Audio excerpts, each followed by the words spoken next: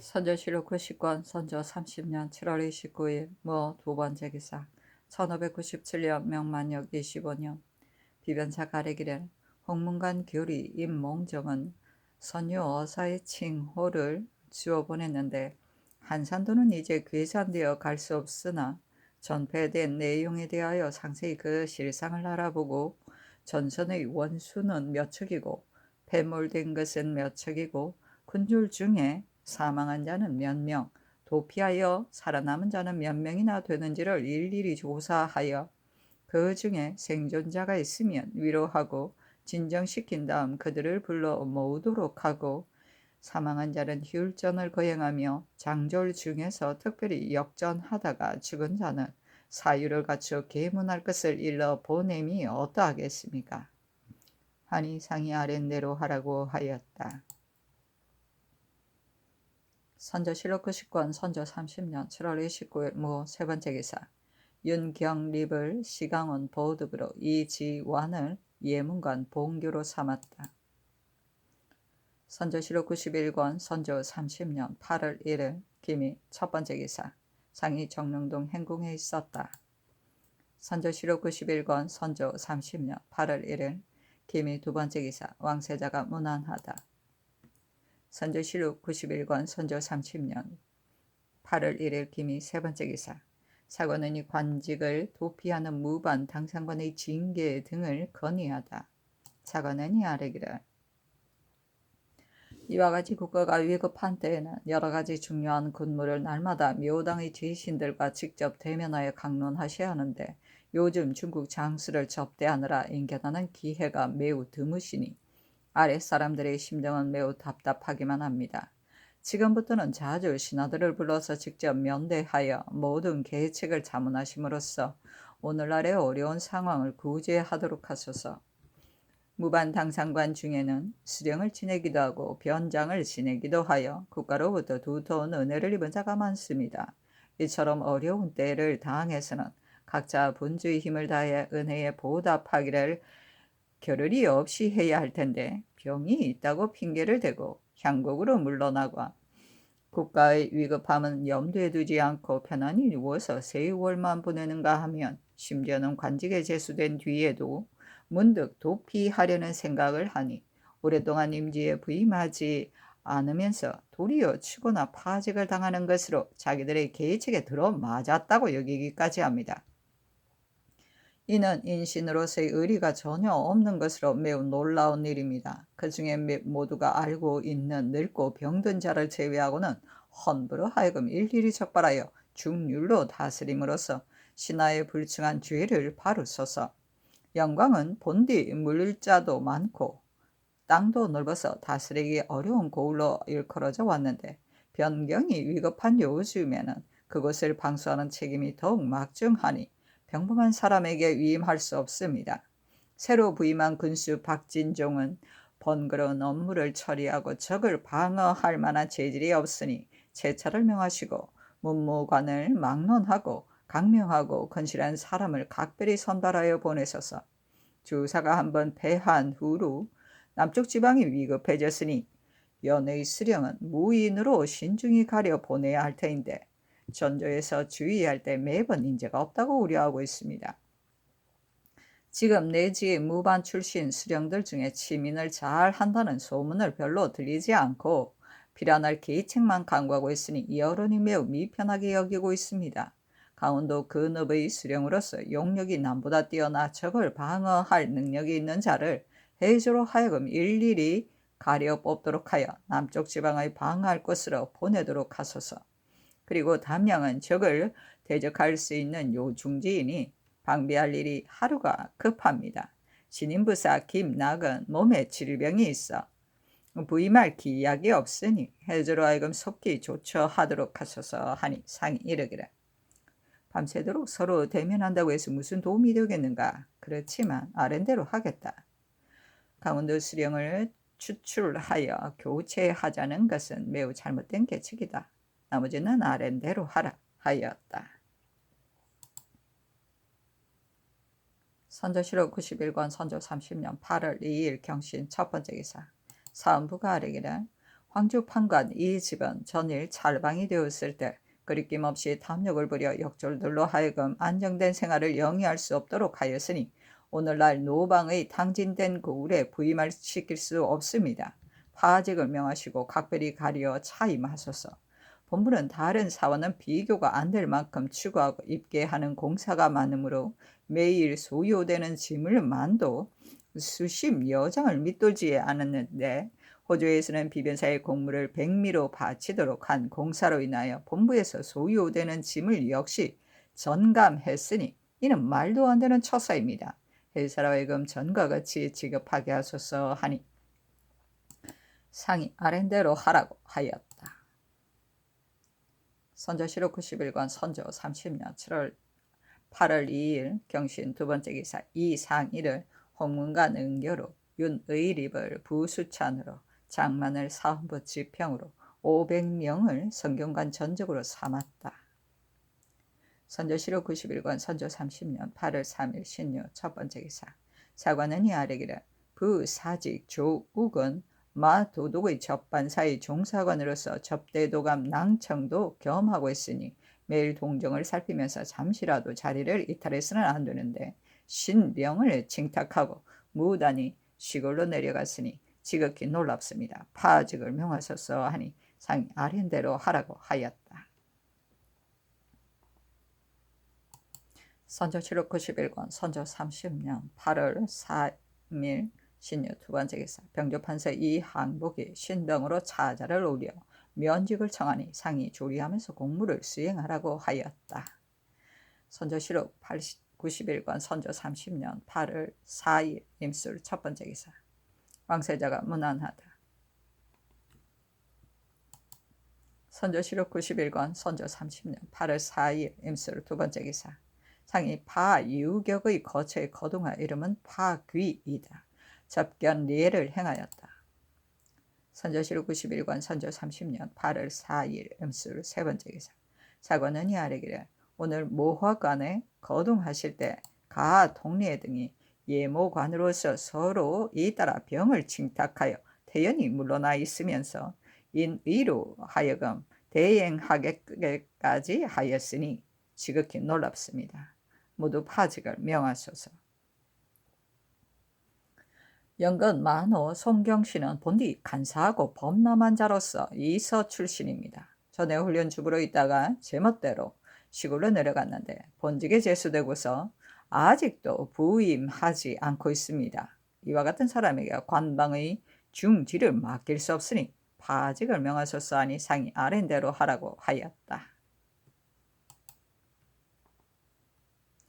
선조실록 91권 선조 30년 8월 4일 임술 네 번째 기사 정원이 아래기를 한산도에서 폐한 뒤로 변보가 날로 급해지고 있는데 마도독은 중국의 대장으로서 현재 경성에 머무르고 있습니다. 상께서 속히 마도독을 만나 군사 기밀을 상의하시는 한편 뒤따라 나올 병마를 속히 도착하도록 독촉하시고 각처의 방수 계책도 논의하심이 옳을 듯합니다.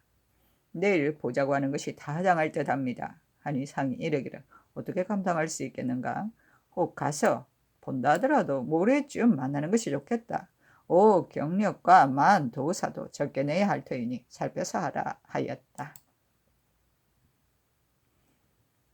선조실록 91권 선조 30년 8월 4일 임술 다섯 번째 기사 비변사가 아래기를 신들이 유천추의 품첩을 보건대 지극히 무리한 내용으로 엉뚱한 말을 날조하여 심지어는 매일 잔치를 열어 즐긴다는 말까지 하였으니 신들은 가슴을 치며 죽으려 해도 못 죽고 있습니다. 우리나라가 물력이 탕진된 탓으로 그들의 마음에 차도록 제대로 접대하지 못하는 겉으로 비난을 가하고 속으로 속임수를 써서 상의 신상에까지 이처럼 모함하고 있습니다. 경리가 이 품첩을 접반사에게 보여주었으니 이런 통탄할 일이 어디 있습니까? 근데 이 덕경이 이러한 내용을 정문하여 통렬히 변론함으로써 경리의 마음을 이해시키도록 해야 합니다. 하니 상이 알았다고 하였다. 선조실록 91권 선조 30년 8월 4일 임술 여섯 번째 기사 접대도감이 아뢰었다. 어제 저녁에 누국 안이 들어올 때에 가지고 온 소서 행장의 글을 등서하여 올립니다. 그 대략은 다음과 같다. 삼가 생각건대 지난해부터 중국에서 사신을 보내오기까지는 만사가 잘 되었으나 상사가 도망하기까지 하였으니 그 원인은 참견할 때 신중히 가리지 않은 데서 있는 것으로서 사체에 위배된 듯 싶다. 선조실록 91권 선조 30년 8월 4일 엠술 7번째 기사. 왕세자가 저녁에 문안하다. 선조실록 91권 선조 30년 8월 4일 엠술 8번째 기사. 비변사가 아뢰었다. 왕의 말씀이 한번 나오면 사방의 사람들이 모두 경청하게 됩니다. 저번에 상께서 중국 장수를 따라 전진하겠다는 하교를 내리시자 중에서 인심이 감격하지 않음이 없었습니다. 상께서 몸소 소고 군조를 검열하여 중국 장수를 따라 전진한다는 거절을 보여주셔서 군정을 격동시키시고 만약 백성에게 견디기 어려운 질고가 있으면 역시 속히 제거하여 민심을 굳게 단결시켜야 할 것입니다. 그리고 포수와 살수를 선발하여 보내려는 의도는 참으로 범연한 일이 아니라고 생각됩니다. 다만 적의 모략이 헤아릴 수 없으니 성동격서할 근심도 없지 않을 것인데 서울에 있는 소수의 군주를마저 경솔하게 내려보낼 수는 없는 일입니다. 우선 훈련도감 및 병조로 하여금 미리 단속을 하고 사태를 관망하면서 조처하게 해야 할 것입니다. 강화부는 형세상 중요한 것이니 수사로 하여금 유진토록 한 것은 참으로 적절한 계획이었습니다. 다만 수사가 현재 머물러 있는 곳은 해로의 전면이니 이곳을 버리고 다른 곳으로 옮기는 것은 옳지 못합니다. 대사의 내용을 순찰사에게 이문하여 지휘하고 조처해서 해로를 방비하는 계책을 세우도록 하셔서 대체로 강화는 서울로 들어오는 해로의 문호이니 강화를 방비하려면 당연히 주사를 이용해야 합니다. 이를 위해서는 수사 4명에게 전담시켜서 각 진보의 장수들을 독려하여 배를 정비하고 해도를 순찰하며 수전을 연습시키게 하는 한편 선박 후미에 각각 대포와 기계를 설비하여 일제히 정돈하도록 해야 할 것입니다. 선조실록 91권 선조 30년 8월 5일 개해 첫 번째 기사. 왕세자가 문안하다. 선조실록 91권 선조 30년 8월 5일 개해 두 번째 기사. 상이 별전에 나아가 대신 및 비변사 유사 당상인 영돈영부사 이선회, 영의정 유성룡, 행반 중추부사 윤두수, 좌의정 김응남, 행지 중추부사 정탁, 행 형조판사 김명원, 병조참판 누지를 인견하였는데 의부승직 권희, 가주석 권진, 허적, 검열 임수정, 이필령이 입시하였다. 상이 이르기를 적보가 날로 위급해져 언제 어떻게 될지 근심스러운데 내전이 이곳에 있으니 만약 경세가 위급해지면 어떻게 계획해야 할 것인가? 전부터 비변사는 내 말을 듣지 않았는데 내 어찌 반드시 겁이 많고 지모가 없기 때문에 그러겠는가? 나도 도성을 떠나는 것이 어려운 일이라는 것을 알고 있다. 하지만 창졸간의 일이 일어나면 사세가 매우 난처해질 것이니 경들은 심사숙고하여 잘 처리하도록 하라. 하니 성룡이 아뢰기를 외부에서 감히 말할 수는 없으나 무슨 일인들 생각하지 않겠습니까? 그러나 중국 장수가 여기에 와 있으니 사태가 전일과는 다릅니다. 한번 거주하는 일이 국가에 미치는 영향은 가볍지 않습니다. 그동안 상께서 생각하신 것을 인대하실 때마다 들려주셨고 신하들도 생각했던 것이 있으면 남김없이 모두 진술하였는데 만약 좋은 계책이 있으면 또한 취용해야 할 것입니다. 대체로 오늘날의 형편은 마음대로 할 수가 없으니 깊이 생각하소서 하였다. 상이 이르기를 중국 장수가 들어오면 사세가 매우 곤란해질 것 같아서 그가 도착하기 전에 조처하려고 했는데 3사의 논열과 대신의 계의사가 한두 번에 거치지 않고 많은 말들을 하였다. 지금 사정이 이렇게 되었으니 앞으로 어떻게 해야 할 것인가? 하니 성룡이 아뢰기를 신들이 외람되게도 제상의 자리에 있으니 국가에 대한 모든 일을 상의해야 성의를 다하여 논의하는 것이 당연한 임무인데 더구나 이와 같이 막대한 일의 경우이겠습니까? 그래서 계사를 그렇게 우리지 않을 수 없었습니다. 하였다. 상이 이르기를 전일 묘당에서 모두 중국 장수가 들어오면 외적은 저절로 물러갈 것이라고 하였는데 지금 과연 그렇게 되었는가? 중국 장수가 들어오면 자유롭지 못할 것이라는 뜻은 일찍이 말한 적이 있다. 경들은 장, 운익의 계사와 소, 안찰의 말을 보지 않았는가? 외부 사람들은 모두 중국 장수를 믿을만하다고 말하고 있으나 지금 마 도덕의 군사는 겨우 1만여 명에 불과하니 어떻게 10만이나 되는 적을 당해낼 수 있겠는가? 더구나 이 적은 비상한 외적들이 아닌가? 내가 보기에는 중과 부적으로 너무도 상대가 안 될 듯 싶다. 도둑근데 마 도둑이 지금 남쪽으로 내려가려 한다고 한다. 마 도둑은 대장이니 하루아침에 일이 불행하게 되면 우리나라는 그만두고라도 천하의 대세가 이로부터 아예 글러지고 말 것이다. 이기고 지는 것은 병가의 상사이니 비록 큰 차질이야 없겠지만 만약 대처하기 어려운 형편에 처하게 되어 다른 곳으로 물러나 주둔하거나 서울로 후퇴하여 지키게 된다면 한갓 명성과 위세만 손상시킬 뿐 흉적은 더욱 기승을 부리게 될 것이니 차라리 가지 않는 것이 낫지 않겠는가? 사람들이 모두 나를 겁쟁이로 여길 터이니 이제 다시 말하고 싶지 않다. 모르니 잘 생각하여 조처하라. 하니 정탁이 아래기라. 적의 흉측한 꾀는 헤아리기 어렵습니다. 적이 만약 마 도둑이 남쪽으로 내려가서 서울이 허약하다는 것을 탐지하고 다른 길로 돌아서 곧바로 서울로 진입한다면 사세가 매우 어려워질 것입니다. 하니 노직은 아래기라. 적이 허점을 이용하여 곧바로 쳐들어오면 피차 미치지 못할 것입니다. 도둑이 남쪽으로 내려가는 것은 한가 보탬이 되지 못할 뿐만 아니라 도리어 불리하게 될 듯 싶습니다. 하고 김명은은 아래기라. 신의 용렬한 소견으로는 도둑이 여기에 있으면 이는 호표가 산에 있는 것과 같은 형세가 되지만 내려간다면 군세가 고립되어 오히려 외적에게 수모를 당하게 될 뿐이니 좋은 계책이 아닐 듯 싶습니다. 하였다. 상이 이르기라. 가령 도둑이 이곳에 있다면 한강은 파수할 수 있겠으나 도성은 지키기가 어려울 것이다. 지금 양장이 남원과 전주에 주둔하고 있지만 군세가 매우 허약하고 마 도둑의 군사 역시 많지 않으니 경솔하게 남아있으면 안 된다. 우리나라 사람들은 생각이 부족하여 모두 일반적인 계획만 생각하고 있다. 하찮은 적 몇 명을 잡는다 해서 결국 무슨 도움이 되겠는가? 적이 만약 곧바로 쳐들어오면 앞뒤로 적을 막게 될 것인데 어떻게 하겠는가? 하니 노우직이 아래기라. 신의 소견도 그와 같습니다. 하고 김응남은 아래기라. 자연히 그런 근심이 있게 될 것입니다. 하였다. 상이 이르기라. 적들이 5년 동안 변경해서 양곡을 모으고 군사를 훈련시켰는데 그 의도가 어찌 없겠는가? 아마도 전일에 전라도를 함락시키지 못하였기 때문에 쌓였던 분심을 이곳에서 풀려고 하여 진주에서와 같이 도륙하고서야 물러날 것이다. 그렇지 않다면 그 의도가 필시 근본인 도성에 있을 것이다. 그러니 평수그리 몸소 난고야에 도착했다 하는데 그의 음흉한 뜻은 실로 헤아리기 어렵다.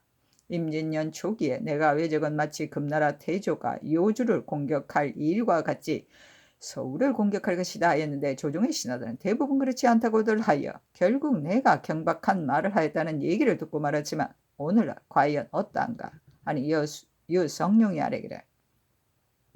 중국의 두 장수가 남쪽에 나누어 주둔하고 있고 도덕이 현재 서울을 지키고 있으니 적이 일지병으로 곧장 쳐들어오지는 못할 것이고 필시 가을 추수 때를 기다렸다가 길을 나눠 병진할 듯 싶습니다.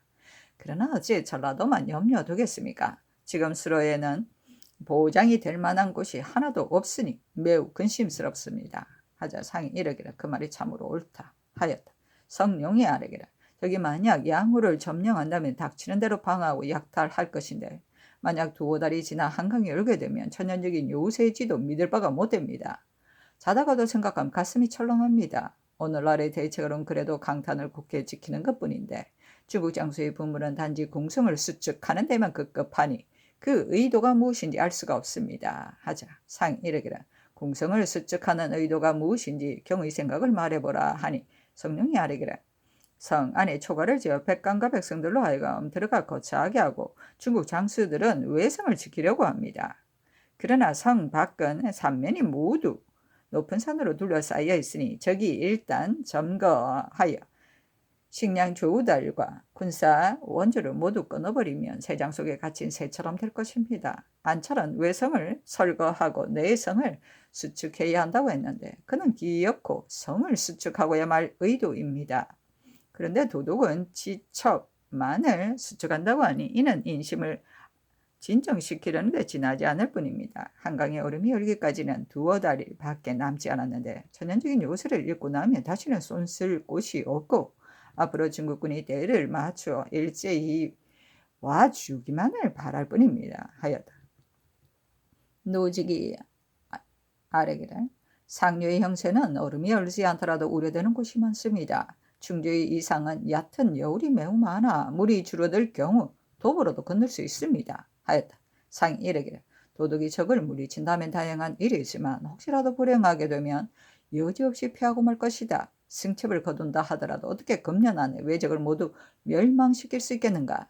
만약 여러 해 지구전을 벌인다면 후일에 대한 계책을 고려하지 않을 수 없다 하니 노직이 아래기를 전일에 안 소찰이 신들을 불러놓고 성을 수축하는 일을 전적으로 책임지우기에 신들이 말하기를 외성에서 철수하고 내성을 수축한다면 많은 사람들을 어떻게 수용할 수 있으며 저기 만약 외성에 가득 차 우리에게 식량과 구원군이 모두 다 두절된다면 이는 앉아서 망한 길을 기다리는 것이다. 더구나 우리나라는 물력이 고갈되어 토목 공사를 일으킬 능력이 없는데 형세가 또한 이와 같다 하였더니 소 안찰이 크게 노하여 꾸짖으며 말하기를 내성에 당신 나라 백성들을 들여보내고 외성에 우리 군사가 파수하는데 안 될 것이 무엇인가? 당신 나라 사람들은 늘 외성을 너무 커서 지키기 어렵다고 내성은 너무 좁아서 수용할 수 없다고 말해왔는데 그렇다면 어떻게 하려는 것인가 하며 사색이 매우 거칠었습니다. 하였다.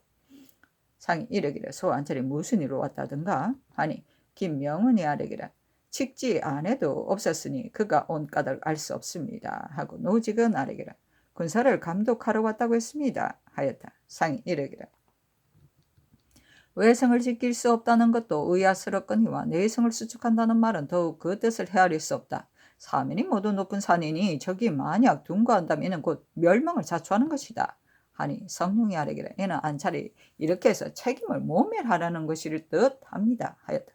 상이 이르기를 이런 점으로 보면 중국에도 인재가 없다. 하고 또 이르기를 안찰을 3차례 접견한 적이 있는데 그때마다 얘의 모를 번번이 달리했다. 내가 중국 장수를 많이 봐왔지만 아직은 이와 같은 자는 보지 못했다. 그가 강을 건너왔을 무렵 의주를 보고 말하기를 지금이 어느 때인데 연애나 벌이며 한가하게 지낼 수 있는가 하고서 도둑이 있는 곳을 왕래하면서 하루도 술에 취해 있지 않은 날이 없었으니 어떻게 된 사람이길래 은행이 그러한가? 내가 중국 장수를 헛되들려는 것이 아니라 사실이 대체로 그렇다는 것일 뿐이다. 중국 조정에서는 늘 조선 사람들은 모여 술만 마시며 일을 하지 않는다고 비난하고 있다는데 사실 조선 사람도 잘못이 있지만 중국 대관이 이처럼 이 일을 처리하니 한심하다 하겠다 하니 성령이 아뢰기를 이 일이 성지에 기록되어 있으니 만약 공성을 수축하지 않는다면 필경 난처해질 우려가 있습니다. 현재 어려운 사정을 간곡하게 진술하여 이 덕형으로 하여금 반복해서 개유토록 하고 만약 부득이하다면 수축하는 일을 시작하는 것이 타당할 듯합니다. 하고 김응남은 아뢰기를 토목공사를 하느라고 인력과 물자를 허비하는 것이 매우 중대한 일이기는 하지만 그렇다고 그들의 말을 따르지 않을 수도 없습니다. 그렇지 않으면 그들이 사실 무곤한 말을 날조할까 무척 두렵습니다. 하자 상이 이르기를 내가 어제 도승지에게 이르기를 궁성은 끝내버릴 수 없는 곳이니 들어가서 지키지는 못한다 하더라도 우선 수축해야 할 것이다 하였더니 호민이 아뢰기를 일단 수축한 뒤에 우리를 들어가라고 하면 어떻게 하겠습니까? 하였는데 그 말이 정말 옳다 하였다. 남이 아뢰기를 도독은 이곳에 주둔하고 파유격의 일지병을 나주로 파송하는 한편 전주에도 성이 있고 식량이 있으니 곧 일지병을 보내는 것이 온당할 듯합니다. 하니 상이 이르기를 전에도 이런 논의가 있었는데 이 일은 어떤가 하자 성룡이 아뢰기를 남원과 전주는 멀리 떨어져 있어 책응하기가 어렵습니다. 들으니 나주에는 쌀 1,000석밖에 없다고 합니다. 그러나 전주, 남원, 순천, 나주 등 네 곳은 모두 지키지 않을 수 없습니다. 하니 상이 이르기를 병조당상이 도둑을 찾아가 요청하도록 하라 하였다. 성룡이 아뢰기를 오늘날의 일로는 식량 조달이 가장 어렵습니다. 누구 아니 말을 듣건데 진주와 단선 근처는 벌써 텅 비어 인가의 밥 짓는 연기가 끊어졌다 합니다. 후세를 거두고 곡식을 모으려면 반드시 추수를 기다려야 할 수밖에 없는데 백성들이 흩어졌으니 누구에게 수확을 시키겠습니까? 군산창의 전세 미 상황이 다급하게 될 경우 주선하여 보관해둘 겨를이 없을 것이며 산둥역의 곡식 또한 요즘 풍랑이 거세 해로로 운반할 수 없으므로 격리 역시 염려하고 있습니다. 그러므로 그는 평안, 황해 두 도의 곡식을 모두 운반해 오면 산동의 곡식을 옮기다 그 수만큼 충당하겠다고까지 하였는데 만약 서둘러 양식을 조치하지 않으면 대병의 접제를 하루도 하기가 어렵습니다. 그리고 당금대의 성을 수축하는 일은 어떻게 해야 하겠습니까? 하니 상이 이르기를 그렇게 중요하지 않은 성은 쌓지 말도록 하라 하자. 성령이 아뢰기를 당금대의 형세가 매우 좋습니다. 충주는 서울의 울타리가 될 뿐만 아니라 한강의 상류에 위치하고 있으니 형세상 지키지 않을 수 없습니다. 만약 얼음이 열기를 기다려 곧바로 군사를 나누어 쳐들어온다면 매우 막기 어려운 형편이 될 것입니다. 하였다. 성령이 또 아뢰기를 지금 중국 장수들은 후속 군사를 기다렸다가 늦은 가을쯤 진격할 계획을 세우고 있으니 태부에 대한 일을 입 밖에 낼 수는 없습니다. 그러나 현재 후퇴하여 운거할 곳이 없으니 이곳을 버린다면 어느 곳이 보존할 만한지 신은 알지 못하겠습니다.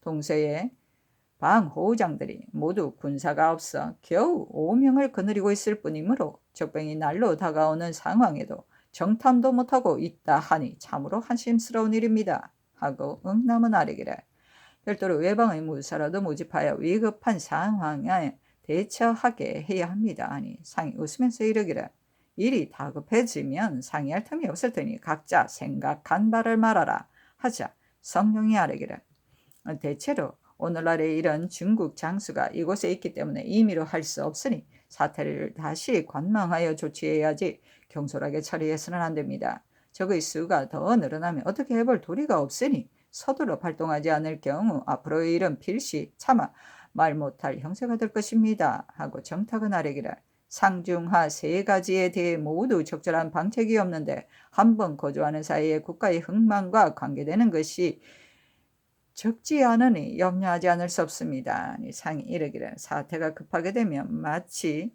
미처 주선할 기회가 없을 것이며 그 환란 또한 차마 말할 수 없게 될 것이다.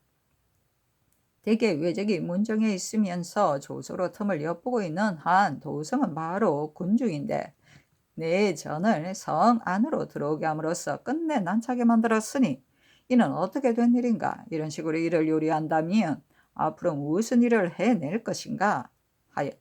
또 이르기를 적부가 날로 급해지고 있다. 만약 남쪽 지방에 한두 고울이 함락된다면 다시 손을 쓸 수가 없을 것인데 저 영상은 급해지거든 그때 조치하자고 하니 이는 고집스러운 말이다 하니 성령이 아뢰기를 오늘날의 형편은 임진년과는 다를 듯합니다.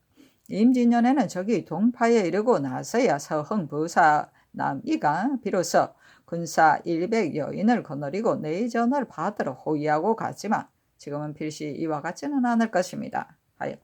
상이 이르기를 어찌 임진년과 같지 않다고 하는가 하니 성령이 아뢰기를 경기에서 방하는 군사들이 각기 군사를 거느리고 있으니 그들로 하여금 호위하도록 하면 무영을 갖출 수 있을 것입니다. 그러나 이는 매우 중대하여 경솔하게 논의할 수 없습니다. 지금 말씀을 하셨으니 어느 것으로 계책을 정하셨습니까? 하자 상이 이르기를 내가 나의 소견을 스스로 믿으려는 것은 아니다. 전부터 내 말이 조금도 어긋남이 없이 들어맞았다는 것을 사람들이 다 알고 있다. 지금 징험되지 않은 것은 중국 군사가 난병이 될 것이다.